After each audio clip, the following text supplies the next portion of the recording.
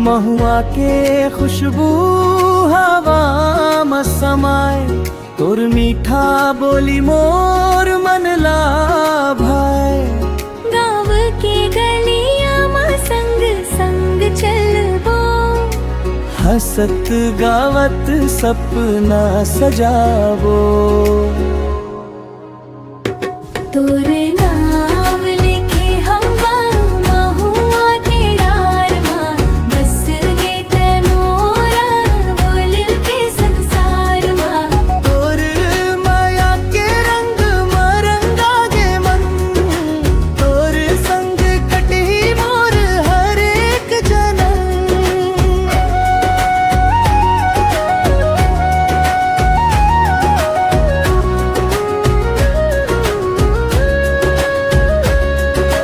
बोला तिहार मां संग नाचबो, हरेली के गीत संग गाबो।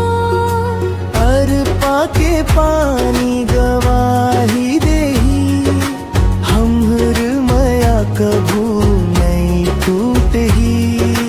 हर दुआ में तोर नाम लेखम, हर सपना में तोला देख थम। सुख दुख में संग निभाबो। जीवन भर तोला अपनाबो। तोर नाम लिखे हम महुआ के डार मां, तोर माया चमके चंदा के जियार मां। तोर हाथ धर के दुनिया देखूं। तोर बिना एक पल घलो नहीं रहूं। तोर नाम लिखे हम महुआ के डार मां, तोर माया बस के मोर संसार मां।